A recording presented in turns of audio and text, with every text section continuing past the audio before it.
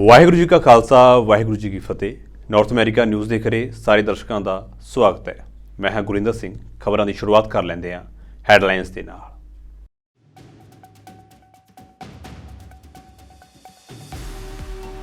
ਸਿਨਸਿਨੇਟੀ ਵਿਖੇ ਸ਼ਰਧਾ ਅਤੇ ਸਤਿਕਾਰ ਦੇ ਨਾਲ ਮਨਾਇਆ ਗਿਆ ਸ੍ਰੀ ਗੁਰੂ ਨਾਨਕ ਦੇਵ ਜੀ ਦਾ 554ਵਾਂ ਪ੍ਰਕਾਸ਼ ਪੁਰਬ। ਗੁਰਪੁਰਬ ਦੇ ਸੰਬੰਧ ਵਿੱਚ 3 ਦਿਨਾਂ ਵਿਸ਼ੇਸ਼ ਕੀਰਤਨ ਦਰਬਾਰ ਸਜਾਏ ਗਏ।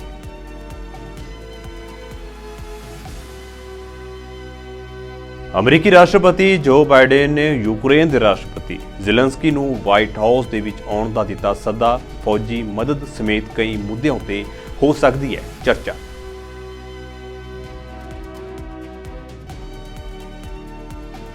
ਅਮਰੀਕਾ ਦੇ ਟੈਨੇਸੀ ਦੇ ਵਿੱਚ ਭਿਆਨਕ ਤੂਫਾਨ, 6 ਲੋਕਾਂ ਦੀ ਮੌਤ ਅਤੇ 20 ਤੋਂ ਵਧੇਰੇ ਜ਼ਖਮੀ। 85,000 ਘਰਾਂ ਦੀ ਬਿਜਲੀ ਹੋਈ ਬੰਦ।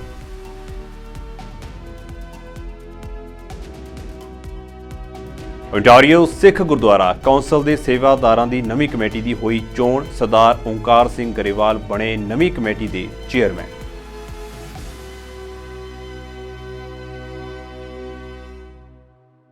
ਤੇ ਹੁਣ ਖਬਰਾਂ ਵਿਸਥਾਰ ਦੇ ਨਾਲ।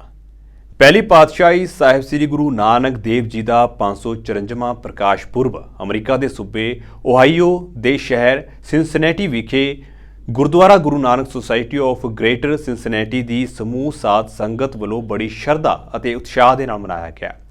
ਗੁਰਪੁਰਬ ਦੇ ਸੰਬੰਧ ਵਿੱਚ 3 ਦਿਨਾਂ ਵਿਸ਼ੇਸ਼ ਕੀਰਤਨ ਦਰਬਾਰ ਸਜਾਏ ਗਏ ਸਨ। ਅਖੀਰਲੇ ਦਿਨ ਅਖੰਡ ਪਾਠ ਸਾਹਿਬ ਦੇ ਭੋਗ ਉਪਰੰਤ ਸੰਗਤਾਂ ਰਸ ਭਿੰਨੇ ਕੀਰਤਨ ਦੇ ਵਿੱਚ ਲੀਨ ਹੋ ਗਈਆਂ।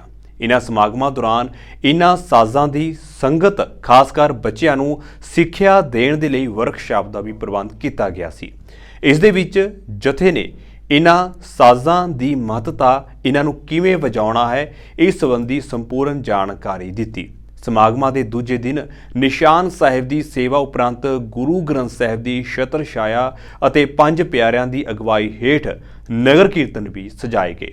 ਇਸ ਦੌਰਾਨ ਤਿੰਨੋਂ ਦਿਨ ਗੁਰੂ ਕਾ ਲੰਗਰ ਵੀ ਅਤੁੱਟ ਵਰਤਾਇਆ ਗਿਆ। ਰੂਸ ਅਤੇ ਯੂਕਰੇਨ ਦੇ ਵਿਚਾਲੇ ਜੰਗ ਅਜੇ ਖਤਮ ਨਹੀਂ ਹੋਈ ਹੈ। ਯੂਕਰੇਨ ਕਈ ਦੇਸ਼ਾਂ ਦੀ ਮਦਦ ਨਾਲ ਰੂਸ ਉੱਤੇ ਲਗਾਤਾਰ ਹਮਲਾ ਕਰ ਰਿਹਾ ਹੈ। ਇਸ ਸੰਦਰਭ ਦੇ ਵਿੱਚ ਅਮਰੀਕਾ ਨੇ ਕਈ ਵਾਰ ਯੂਕਰੇਨ ਨੂੰ ਫੌਜੀ ਸਹਾਇਤਾ ਦਿੱਤੀ ਹੈ। ਇਸੇ ਤਹਿਤ ਯੂਐਸ ਦੇ ਰਾਸ਼ਟਰਪਤੀ ਜੋ ਬਾਈਡਨ ਨੇ 12 ਦਸੰਬਰ ਨੂੰ ਵਾਈਟ ਹਾਊਸ ਦੇ ਵਿੱਚ ਇੱਕ ਮੀਟਿੰਗ ਦੇ ਵਿੱਚ ਯੂਕਰੇਨ ਦੇ ਰਾਸ਼ਟਰਪਤੀ ਵਲੋਦੀਮੀਰ ਜ਼ੈਲੈਂਸਕੀ ਨੂੰ ਸੱਦਾ ਦਿੱਤਾ। ਇਸ ਬੈਠਕ ਦੇ ਵਿੱਚ ਫੌਜੀ ਮਦਦ ਸਮੇਤ ਕਈ ਮੁੱਦਿਆਂ ਉੱਤੇ ਚਰਚਾ ਹੋ ਸਕਦੀ ਹੈ। ਰਾਸ਼ਟਰਪਤੀ ਬਾਈਡਨ ਅਤੇ ਜ਼ੈਲੈਂਸਕੀ ਯੂਕਰੇਨ ਨੂੰ ਫੌਰੀ ਲੋੜਾਂ ਉੱਤੇ ਚਰਚਾ ਕਰਨਗੇ ਅਤੇ ਦੱਸ ਦਈਏ ਕਿ ਇਹ ਮੀਟਿੰਗ ਉਸ ਸਮੇਂ ਹੋ ਰਹੀ ਹੈ ਜਦੋਂ ਵਾਈਟ ਹਾਊਸ ਕਾਂਗਰਸ ਦੇ ਨਾਲ ਇੱਕ ਸਮਝੌਤੇ ਉੱਤੇ ਪਹੁੰਚਣ ਦੀ ਕੋਸ਼ਿਸ਼ ਕਰ ਰਿਹਾ ਹੈ ਜੋ ਯੂਕਰੇਨ ਅਤੇ ਇਜ਼ਰਾਈਲ ਨੂੰ ਫੌਜੀ ਸਹਾਇਤਾ ਪ੍ਰਦਾਨ ਕਰੇਗਾ। ਇਜ਼ਰਾਈਲ ਅਤੇ ਹਮਾਸ ਦੇ ਵਿਚਾਲੇ ਚੱਲ ਰਹੀ ਜੰਗ ਦੇ ਵਿੱਚ ਬੀਤੇ ਹਫ਼ਤੇ ਨਿਊਯਾਰਕ ਦੇ ਵਿੱਚ ਇੱਕ ਯਹੂਦੀ ਧਾਰਮਿਕ ਸਥਾਨ ਦੇ ਬਾਹਰ 2 ਗੋਲੀਆਂ ਚਲਾਈਆਂ ਗਈਆਂ, ਜਿਸ ਨੂੰ ਲੈ ਕੇ ਗਵਰਨਰ ਕੈਥੀ ਹੋਚੂਲ ਦੇ ਵੱਲੋਂ ਪ੍ਰੈਸ ਕਾਨਫਰੰਸ ਕੀਤੀ ਗਈ ਅਤੇ ਉਹਨਾਂ ਕਿਹਾ ਹੈ ਕਿ ਇਹ ਘਟਨਾ ਨਫ਼ਰਤੀ ਅਪਰਾਧ ਦੀ ਹੈ। ਹੋਚਲ ਨੇ ਕਿਹਾ ਹੈ ਕਿ ਘਟਨਾ ਨੂੰ ਅੰਜਾਮ ਦੇਣ ਵਾਲਾ ਇੱਕ ਸਥਾਨਕ ਨਾਗਰਿਕ ਹੈ। ਦੱਸ ਦਈਏ ਕਿ ਗੋਲੀਬਾਰੀ ਦੇ ਸਮੇਂ ਧਾਰਮਿਕ ਸਥਾਨ ਦੇ ਅੰਦਰ ਕੁਝ ਬੱਚੇ ਵੀ ਮੌਜੂਦ ਸਨ, ਜਿਨ੍ਹਾਂ ਨੂੰ ਉਹਨਾਂ ਦੇ ਮਾਪਿਆਂ ਕੋਲ ਭੇਜ ਦਿੱਤਾ ਗਿਆ। ਹੋਚੂਲ ਨੇ ਕਿਹਾ ਹੈ ਕਿ ਪੁਲਿਸ ਦੇ ਵੱਲੋਂ ਦੋਸ਼ੀ ਨੂੰ ਜਲਦੀ ਫੜ ਲਿਆ ਜਾਵੇਗਾ ਅਤੇ ਸਖਤ ਸਜ਼ਾ ਦਿੱਤੀ ਜਾਵੇਗੀ। The suspect is a 28-year-old local resident who is walking around outside the synagogue acting very suspicious. According to witnesses, he fired off a round from a shotgun while making threatening statements. After the shots were fired, the police were called, and on the premises was an early childhood center with at least 24 children, preschoolers, who were on the premises. The parents were contacted. The facility went immediately into lockdown, and as of this time, the parents have been able to retrieve their children, and the lockdown has been lifted. All the children have been released safely. Federal law enforcement is currently leading the investigation with the support of New York State Police, who were on site at the time, immediately following the incident, as well as the Albany Police as well. New York State Hate Crimes Department agency is involved. I immediately called the rabbi. I knew this rabbi because literally on October 7th, after the horrific attack on Israel, I went to this synagogue and I spoke.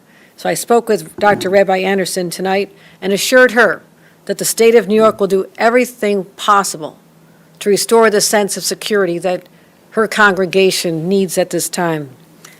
I will also be planning to attend at this time Shabbat services at this temple Friday evening. As we've talked about before, after the October 7th attacks, I've directed our state police as well as the National Guard to be on high alert. They have been conducting surveillance and created a presence at synagogues, yeshivas, museums, cultural centers, all vulnerable targets throughout the state of New York ever since October 7th. And especially during the holiday season, as we begin Hanukkah tonight, I directed earlier this week that they continue to actually increase their presence at all these locations. This builds on the significant efforts that we've already undertaken. America ਤੋਂ 12 ਸਾਲਾਂ ਬਾਅਦ ਭਾਰਤ ਆਏ ਜ਼ਿਲ੍ਹਾ ਤਰਨਤਾਰਨ ਅਧੀਨ ਆਉਂਦੇ ਪਿੰਡ ਭੈਲ ਦੇ ਨੌਜਵਾਨ ਦਲਜੀਤ ਸਿੰਘ ਦੀ ਜਲੰਧਰ ਵਿਖੇ ਕੁਝ ਲੋਕਾਂ ਦੇ ਵੱਲੋਂ ਗੋਲੀਆਂ ਮਾਰ ਕੇ ਹੱਤਿਆ ਕਰ ਦਿੱਤੀ ਗਈ। ਮ੍ਰਿਤਕ ਨੌਜਵਾਨ ਦੇ ਪਰਿਵਾਰ ਦਾ ਰੋ ਕੇ ਬੁਰਾ ਹਾਲ ਹੈ ਅਤੇ ਪਰਿਵਾਰ ਦਾ ਦਰਦ ਵੇਖਿਆ ਨਹੀਂ ਜਾ ਰਿਹਾ। ਮ੍ਰਿਤਕ ਨੌਜਵਾਨ ਦੀ ਭੈਣ ਕਾਫੀ ਦੁੱਖ ਦੇ ਵਿੱਚ ਹੈ। ਪਰਿਵਾਰ ਦੇ ਵੱਲੋਂ ਦੱਸਿਆ ਗਿਆ ਹੈ ਕਿ ਮ੍ਰਿਤਕ ਨੌਜਵਾਨ ਜਲੰਧਰ ਵਿਖੇ ਧੁਮਾਨ ਦੀ ਪਾਰਟੀ ਦੇ ਵਿੱਚ ਸ਼ਮੂਲੀਅਤ ਕਰਨ ਲਈ ਘਰੋਂ ਤਿਆਰ ਹੋ ਕੇ ਗਿਆ ਸੀ, ਜਿੱਥੇ ਕੁਝ ਹਥਿਆਰਬੰਦ ਲੋਕਾਂ ਨੇ ਉਸ ਨੂੰ ਗੋਲੀਆਂ ਦੇ ਨਾਲ ਭੁੰਨ ਦਿੱਤਾ। ਪੀੜਤ ਪਰਿਵਾਰ ਦੇ ਵੱਲੋਂ ਪੰਜਾਬ ਸਰਕਾਰ ਅਤੇ ਪੁਲਿਸ ਪ੍ਰਸ਼ਾਸਨ ਤੋਂ ਇਨਸਾਫ ਦੀ ਮੰਗ ਕੀਤੀ ਜਾ ਰਹੀ ਹੈ। ਗੱਲ ਹੈ, ਲੜਕਾ 12 ਸਾਲ ਬਾਅਦ ਆਇਆ ਸੀਗਾ ਅਮਰੀਕਾ ਤੋਂ ਤੇ ਕੋਈ ਵਜ੍ਹਾ ਰੰਜਿਸ਼ ਦਾ ਤੇ ਜਿਹਦੀ ਪਤਾ ਨਹੀਂ ਲੱਗਾ, ਲੇਕਿਨ ਫੰਕਸ਼ਨ ਤੇ ਗਏ ਬੱਚੇ ਤੇ ਉੱਥੇ ਹੀ ਉਹ ਜਿਹਨੇ ਮਤਲਬ ਇਹ ਵਾਕਿਆ ਕੀਤਾ ਵਾ ਉਸ ਲੜਕੀ ਦਾ ਵੀ ਇਹ ਕੋਈ ਪਤਾ ਨਹੀਂ ਲੱਗਣ ਡਿਆ ਵੀ ਕੌਣ ਉਹਦੇ ਨਾਲ ਸੀਗਾ। ਬਾਕੀ ਕਾਨੂੰਨੀ ਕਾਰਵਾਈ ਚੱਲ ਰਹੀ ਆ, ਪੋਸਟਮਾਰਟਮ ਦੀ ਰਿਪੋਰਟ ਤੋਂ ਪਤਾ ਲੱਗੇਗਾ ਵੀ ਕੀ ਵੈਪਨ ਚੱਲਿਆ ਤੇ ਕੀ ਹੋਇਆ ਵਾ। ਤੇ ਦੂਸਰੀ ਬੜੀ ਦੁੱਖ ਵਾਲੀ ਗੱਲ ਆ, ਪਰਿਵਾਰ ਬੜਾ ਵਧੀਆ ਸੀਗਾ, ਇਹ ਸਾਰਾ ਪਰਿਵਾਰ ਬਹੁਤ ਚੰਗਾ ਪਰਿਵਾਰ ਸੀਗਾ ਜੀ ਤੇ ਨੇਕ ਆਪਣੀ ਕਮਾਈ ਕਰਨ ਵਾਲੇ ਸੀ। ਕਿੰਨੇ ਨਾ ਕਿਸੇ ਨਾਲ ਵੀ ਇਹਨਾਂ ਦਾ ਕੋਈ ਜਾਤੀ ਦੁਸ਼ਮਣੀ ਨਹੀਂ ਸੀ, ਇਹ ਤੇ ਆਪਣੀ ਕਮਾਈ ਕਰਨ ਵਾਲੇ ਬੰਦੇ ਸੀ। ਤੇ ਦੁੱਖ ਇਸ ਗੱਲ ਦਾ ਵੀ ਬੱਚਾ 12 ਸਾਲ ਬਾਅਦ ਆਇਆ ਤੇ ਅਸੀਂ ਇਹੋ ਪ੍ਰਸ਼ਾਸਨ ਨੂੰ ਮੰਗ ਕਰਦੇ ਹਾਂ ਕਿ ਇਹਦਾ ਇਨਸਾਫ ਹੋਵੇ ਤੇ ਪਰਿਵਾਰ ਨੂੰ ਇਨਸਾਫ ਮਿਲੇ ਜੀ। ਹਾਂ ਬਸ ਉਹਦੇ ਬੇਟੇ ਦਾ ਮਤਲਬ ਸਹੁਰਿਆਂ ਵੱਲੋਂ ਬੇਟੇ ਦਾ ਧਮਾਨ ਸੀਗਾ, ਮਤਲਬ ਜਿੱਦਾਂ ਆਪਾਂ ਕਰਦੇ ਆ ਉਹ ਢਿੱਲੋਂ ਪੈਲਸ ਦੇ ਵਿੱਚ ਉੱਥੇ ਸਾਡੇ ਰਿਸ਼ਤੇਦਾਰਾਂ ਦੇ ਵਿੱਚੋਂ ਹੀ ਉਹਦਾ ਸੰਧੂ ਹੀ ਸਮਝੋ ਲੱਗਦਾ ਸੀਗਾ। ਉਹਨੇ ਬਾਥਰੂਮ ਦੇ ਵਿੱਚ ਪਿਸ਼ਾਬ ਕਰਨ ਡਿਆ ਤੇ ਮਗਰੋਂ ਜਾ ਕੇ ਗੋਲੀਆਂ ਮਾਰ। ਕੋਈ ਵਜ੍ਹਾ ਰੰਜਿਸ਼ ਦਾ ਕੋਈ ਪਤਾ ਨਹੀਂ? ਰੰਜਿਸ਼ ਦਾ ਕੋਈ ਪਤਾ ਨਹੀਂ ਅਜੇ ਤੱਕ ਨਹੀਂ ਲੱਗਾ ਵੀ ਕੀ ਵਜ੍ਹਾ ਸੀ, ਕਿਹੜੀ ਗੱਲ ਉਹਨੇ ਗੋਲੀਆਂ ਮਾਰੀਆਂ ਉਹ ਬਾਰੇ ਅਜੇ ਕਲੀਅਰ ਪੁਲਿਸ ਕਰਨ ਰਹੀ ਆ। ਬੰਦੇ ਸਾਡੇ ਪੁਲਿਸ ਕਰ ਰਹੀ ਕਾਰਵਾਈ? ਹਾਂ ਪੁਲਿਸ ਕਾਰਵਾਈ, ਸਾਡੇ ਪਤਵੰਤੇ ਬੰਦੇ ਗਏ ਉੱਥੇ ਜਲੰਧਰ, 10-12 ਬੰਦੇ ਪੰਚਾਇਤ ਉੱਤੇ ਉਹ ਥਾਣੇ ਦੇ ਵਿੱਚ ਕਾਰਵਾਈ ਕਰਾਉਣ ਦੇ, ਨਾਲੇ ਪੋਸਟਮਾਰਟਮ ਵਗੈਰਾ ਸਾਰਾ ਉੱਥੇ ਕਰਾਉਣ ਦੇ ਆ। ਹਾਂਜੀ ਪਰਿਵਾਰ ਦੀ ਕੀ ਮੰਗ ਹੈ ਸਰਕਾਰ ਕੋਲੋਂ? ਸਾਡੀ ਇਹੋ ਹੀ ਮੰਗ ਜੀ, ਸਾਡਾ ਬੇਟਾ 13 ਸਾਲਾਂ ਬਾਅਦ ਅਮਰੀਕਾ ਚੋਂ ਆਇਆ ਸੀ। ਕਿੰਨਾ ਚਿਰ ਪਹਿਲਾਂ ਆਇਆ ਇਹ? ਅੱਜ ਤੋਂ 20 ਦਿਨ ਪਹਿਲੋਂ ਆਇਆ। ਹਾਂਜੀ ਕੋਈ ਪਤਾ ਨਹੀਂ ਲੱਗਾ ਕਾਰਨ? ਹਾਂਜੀ ਹਾਂ ਘਰੋਂ ਖੁਸ਼ੀ ਦਾ ਗਏ ਆ, ਸਾਰਾ ਪਰਿਵਾਰ ਹੀ ਗਿਆ ਨਾਲ, ਮਤਲਬ ਛੋਟਾ ਭਾਈ ਵੀ ਉਹਦਾ ਭਰਾ ਵੀ ਗਿਆ ਵਾ, ਭਰਜਾਈਆਂ ਵੀ ਦੋਵੇਂ ਗਈਆਂ ਵਾ ਤੇ ਮਤਲਬ ਉੱਥੇ ਸਾਨੂੰ ਤੇ ਬਸ 4:30 ਵਜੇ ਫੋਨ ਆਇਆ ਵੀ ਤੁਹਾਡੇ ਬੇਟੇ ਨੂੰ ਗੋਲੀਆਂ ਮਾਰੀਆਂ ਗਈਆਂ ਜੀ। ਇਹਦਾ ਵਿਆਹ ਹੋਇਆ ਇਹ? ਨਹੀਂ, ਇਹ ਉੱਥੇ ਅਮਰੀਕਾ ਦੇ ਵਿੱਚ ਕਨੈਕਟ ਮੈਰਿਜ ਹੋਈ ਆ ਗੋਰੀ ਦੇ ਨਾਲ। ਹਾਂਜੀ ਉਹ ਮਤਲਬ ਅਮਰੀਕਾ ਚੋਂ ਆਉਣ ਡਈ ਆ ਵਾਪਸ। ਅਮਰੀਕਾ ਦੇ ਸੈਂਟਰਲ ਟੈਨੇਸੀ ਦੇ ਵਿੱਚ ਆਏ ਭੂਚਾਲ ਕਾਰਨ 6 ਲੋਕਾਂ ਦੀ ਮੌਤ ਹੋ ਗਈ ਹੈ ਤੇ 20 ਤੋਂ ਵੱਧ ਜ਼ਖਮੀ ਨੇ। ਤੂਫਾਨ ਕਾਰਨ ਕਈ ਸ਼ਹਿਰਾਂ ਦੇ ਵਿੱਚ ਘਰਾਂ ਅਤੇ ਦੁਕਾਨਾਂ ਨੂੰ ਨੁਕਸਾਨ ਪਹੁੰਚਿਆ। ਅਧਿਕਾਰੀਆਂ ਨੇ ਦੱਸਿਆ ਹੈ ਕਿ ਕਾਉਂਟੀ ਦੇ ਵਿੱਚ ਤੂਫਾਨ ਆਉਣ ਤੋਂ ਬਾਅਦ ਇੱਕ ਬੱਚੇ ਸਮੇਤ 3 ਲੋਕਾਂ ਦੀ ਮੌਤ ਹੋਈ ਹੈ। ਹੋਰ 23 ਜ਼ਖਮੀਆਂ ਨੂੰ ਇਲਾਜ ਲਈ ਹਸਪਤਾਲ ਲਿਜਾਇਆ ਗਿਆ। ਕਲਾਸਕਵਿਲੇ ਦੇ ਮੇਅਰ ਜੋ ਪਿਟਸ ਨੇ ਇੱਕ ਬਿਆਨ ਦੇ ਵਿੱਚ ਕਿਹਾ ਹੈ ਕਿ ਇਹ ਦੁਖਦਾਈ ਖਬਰ ਹੈ ਅਤੇ ਸਾਡੀ ਹਮਦਰਦੀ ਉਹਨਾਂ ਲੋਕਾਂ ਦੇ ਪਰਿਵਾਰਾਂ ਦੇ ਨਾਲ ਹੈ ਜਿਨ੍ਹਾਂ ਨੇ ਤਬਾਹੀ ਦੇ ਵਿੱਚ ਆਪਣੇ ਅਜ਼ੀਜ਼ਾਂ ਨੂੰ ਗਵਾ ਦਿੱਤਾ ਹੈ। ਅਸੀਂ ਉਹਨਾਂ ਦੇ ਦੁੱਖ ਦੀ ਘੜੀ ਵਿੱਚ ਉਹਨਾਂ ਦੀ ਮਦਦ ਕਰਨ ਦੇ ਲਈ ਤਿਆਰ ਹਾਂ। Our hearts go out to all the families who are suffering from the enormous impact left in the wake of this tornado. It's going to take a lot of time, a lot of resources, and us coming together to get through this difficult time. Montgomery County government stands behind the community and will continue to deploy whatever resources we have available for restoration. We've been on the ground and we've seen firsthand neighbors helping neighbors. We've heard stories of combat medics getting out with their jump bags to help people in the middle of the night and after the tornado. I've never been so proud to be mayor as right now. Right now we still have people, medical services and people clearing roads. We do have a shelter set up at Northeast High School where we're at right now. Our school system has really come together. We are going to be closing Clarksville Montgomery County schools for Monday and Tuesday as of now. There's also a shelter set up at Mosaic Church and a staging area there. Our community is strong and our faith is strong. We will get through this together. Please pray for all of those involved. There'll be plenty of details. There'll be plenty of opportunities for your viewers to see the devastation and hear about the stories. In the meantime, from a law enforcement perspective, please stay out of the way. When the sun goes down across the whole city, if you could settle in and get where you need to be for the evening, the less calls for service we have across the city, the more we can focus on the area where these perimeters are established. We had great cooperation from our citizenry last night, and I would like to maintain that the next few nights. Please adhere to our blue lights and our cars and those perimeters that are set up, roadblocks or whatever you have. You just steer clear of the area, especially North Clarksville, stretching all the way to Tinytown Road. If you could just do that, you will do us a great service. America ਦੇ ਸ਼ਹਿਰ Atlanta ਦੇ ਵਿੱਚ ਗੋਲੀਬਾਰੀ ਦੀ ਘਟਨਾ ਵਿੱਚ 3 ਲੋਕਾਂ ਦੀ ਮੌਤ ਹੋ ਗਈ ਹੈ ਅਤੇ ਇੱਕ ਵਿਅਕਤੀ ਜ਼ਖਮੀ ਹੈ। ਪੁਲਿਸ ਨੇ ਦੱਸਿਆ ਹੈ ਕਿ 3 ਲੋਕਾਂ ਨੂੰ ਮੌਕੇ ਉੱਤੇ ਮ੍ਰਿਤਕ ਐਲਾਨਿਆ ਗਿਆ ਅਤੇ ਚੌਥੇ ਵਿਅਕਤੀ ਨੂੰ ਹਸਪਤਾਲ ਦੇ ਵਿੱਚ ਦਾਖਲ ਕਰਵਾਇਆ ਗਿਆ ਹੈ। ਘਟਨਾ ਬਾਰੇ ਅਜੇ ਕੋਈ ਜਾਣਕਾਰੀ ਸਪਸ਼ਟ ਨਹੀਂ ਹੈ। ਪੁਲਿਸ ਨੇ ਦੱਸਿਆ ਹੈ ਕਿ ਜਦੋਂ ਉਹ ਮੌਕੇ ਉੱਤੇ ਪਹੁੰਚੇ ਤਾਂ ਉਹਨਾਂ ਨੂੰ ਘਟਨਾ ਵਾਲੀ ਥਾਂ ਉੱਤੇ 3 ਲੋਕ ਜ਼ਖਮੀ ਹਾਲਤ ਵਿੱਚ ਮਿਲੇ ਜਿਨ੍ਹਾਂ ਨੂੰ ਹਸਪਤਾਲ ਲਿਜਾਇਆ ਗਿਆ। ਪੁਲਿਸ ਨੂੰ ਘਟਨਾ ਵਾਲੀ ਥਾਂ ਤੋਂ ਇੱਕ ਹੈਂਡਗਨ ਵੀ ਬਰਾਮਦ ਹੋਈ। ਮਾਮਲੇ ਦੀ ਜਾਂਚ ਸ਼ੁਰੂ ਕਰ ਦਿੱਤੀ ਗਈ ਹੈ। Based on information obtained over the course of these investigations, we strongly believe one suspect is responsible for all of the incidents. The suspect is in custody and no longer poses a threat to our Austin community. The first incident in Austin occurred at approximately 10:43 a.m. in the 7200 block of Berkman Drive, where an Austin Independent School District police officer was shot and injured. The second incident occurred at approximately 11:59 a.m. Austin 911 Communications received multiple calls for help at 7300 Shady Wood Drive, where a double homicide occurred involving a male and female victim. The third incident occurred at approximately 4:57 p.m. when Austin 911 received a call at 5701 West Slaughter Lane, where a male cyclist described he was shot and sustained non-life-threatening injuries. The fourth incident occurred at approximately 6:48 p.m. 911 received a call of a burglary of a residence in progress in the 5300 block of Austral Loop.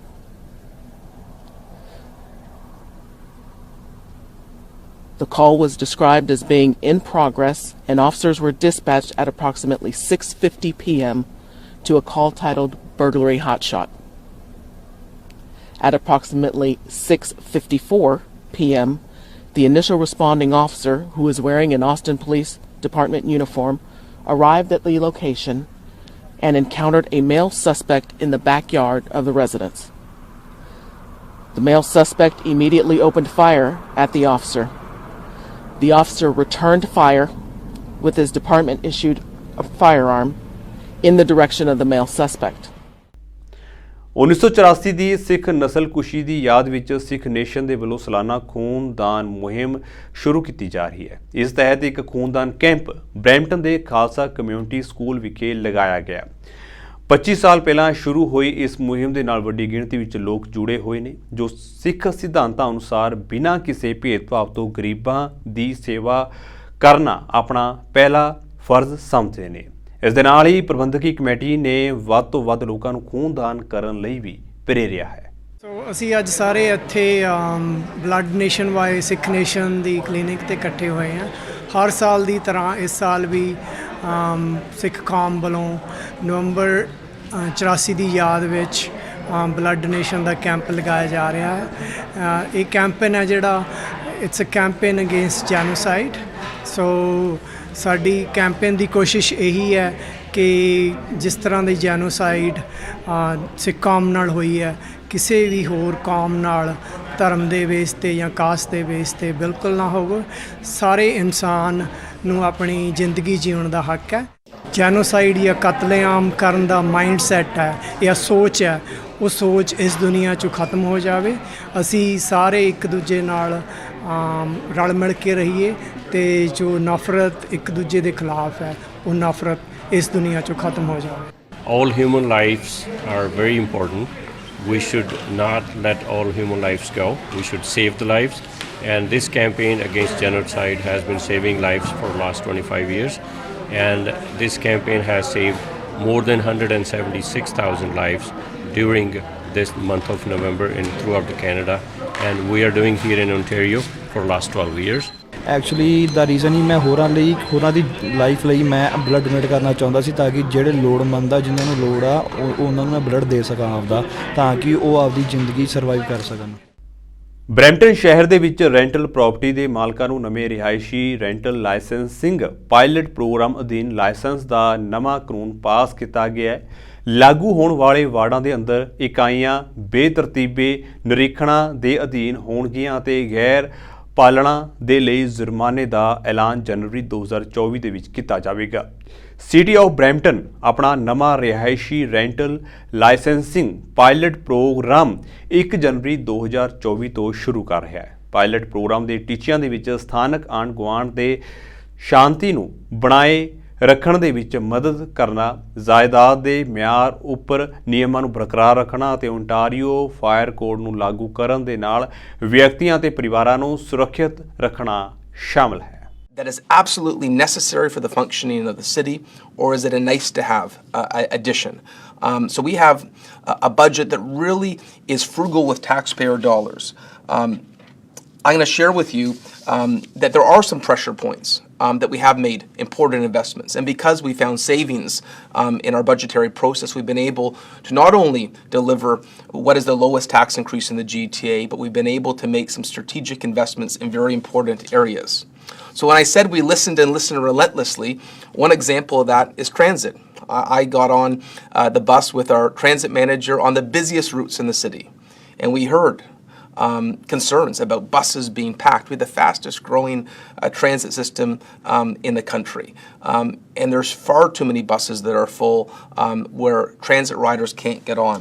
For that reason, one of our most significant investments in this year's budget is into public transit. We are adding a record 136 new transit operators and more than 108,000 service hours on addition. This is an unprecedented boost to public transit in Brampton. We understood that was a pain point for a transit system that was surging in ridership.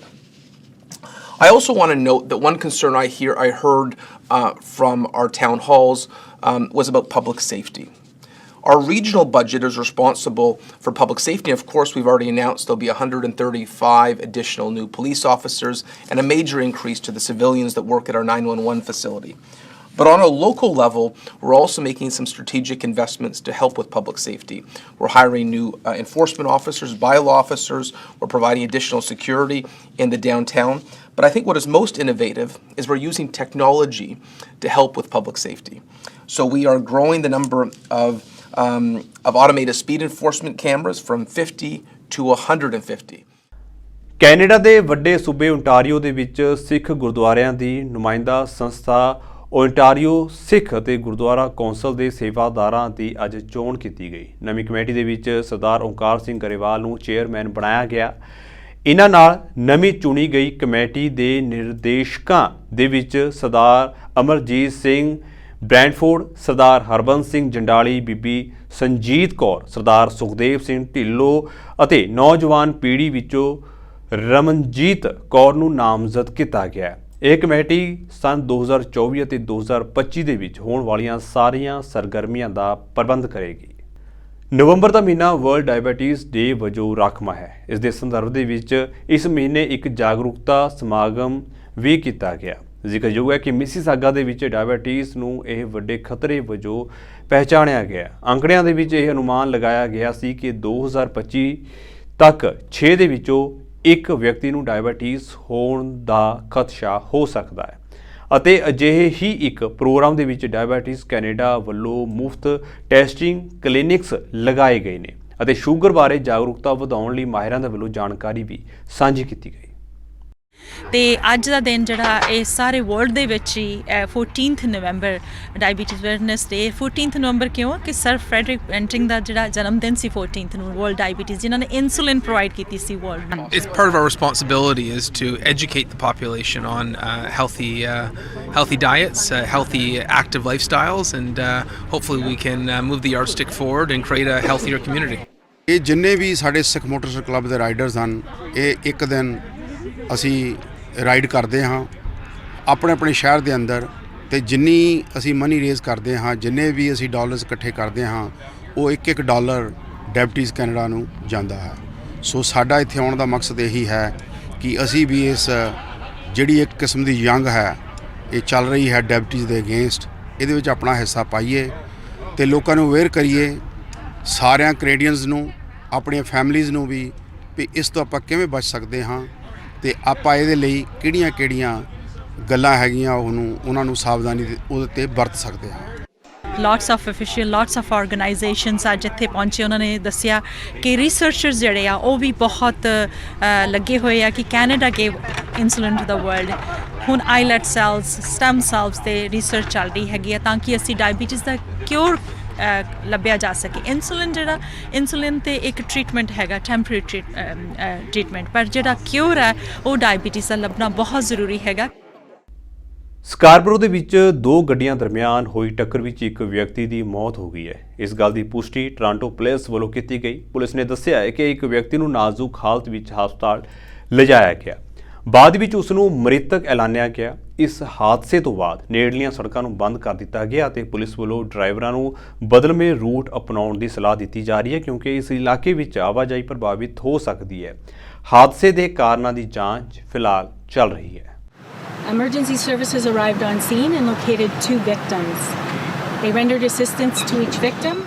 Unfortunately, one was pronounced, an adult male, was pronounced deceased on scene, and a second adult male was transported to a trauma center and is currently in critical but stable condition. Our Major Collision Bureau is on scene, and our aerial support unit is assisting them in investigating the incident here today. Our forensic identification service is en route and will be on scene shortly. We are reaching out to the public. Anyone who may have been in the area around 5 o'clock, 5:30 this morning, who may have been driving by and witnessed the incident or may have had dash cam video, please take a look at it. And if you see anything, please call investigators in our Major Collision Bureau. If you wish to remain anonymous and you do have information, you may call Crime Stoppers. ਜਾਂਦੇ ਇੱਕ ਵਾਰ ਫਿਰ ਤੋਂ ਨਜ਼ਰ ਮਾਰ ਲੈਂਦੇ ਹਾਂ headlines ਉੱਤੇ।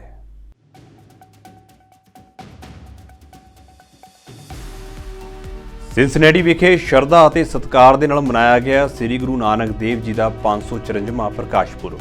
ਗੁਰਪੁਰਬ ਦੇ ਸੰਬੰਧ ਵਿੱਚ 3 ਦਿਨਾਂ ਵਿਸ਼ੇਸ਼ ਕੀਰਤਨ ਦਰਬਾਰ ਸਜਾਏ ਗਏ।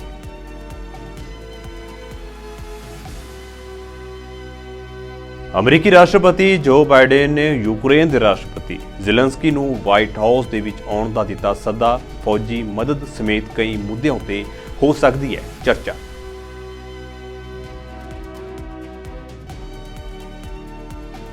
ਅਮਰੀਕਾ ਦੇ ਟੈਨੇਸੀ ਦੇ ਵਿੱਚ ਭਿਆਨਕ ਤੂਫਾਨ, 6 ਲੋਕਾਂ ਦੀ ਮੌਤ ਅਤੇ 20 ਤੋਂ ਵਧੇਰੇ ਜ਼ਖਮੀ। 85,000 ਘਰਾਂ ਦੀ ਬਿਜਲੀ ਹੋਈ ਬੰਦ।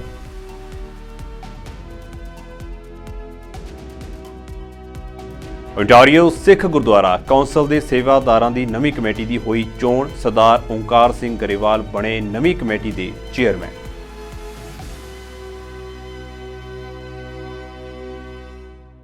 ਸੋ ਫਿਲਹਾਲ ਦੇ ਲਈ ਨਾਰਥ ਅਮਰੀਕਾ ਨਿਊਜ਼ ਦੇ ਵਿੱਚ ਇੰਨਾ ਹੀ। ਤੇ ਹੁਣ ਮੈਨੂੰ ਇਜਾਜ਼ਤ ਦਿਓ। ਵਾਹਿਗੁਰੂ ਜੀ ਕਾ ਖਾਲਸਾ, ਵਾਹਿਗੁਰੂ ਜੀ ਕੀ ਫਤਿਹ।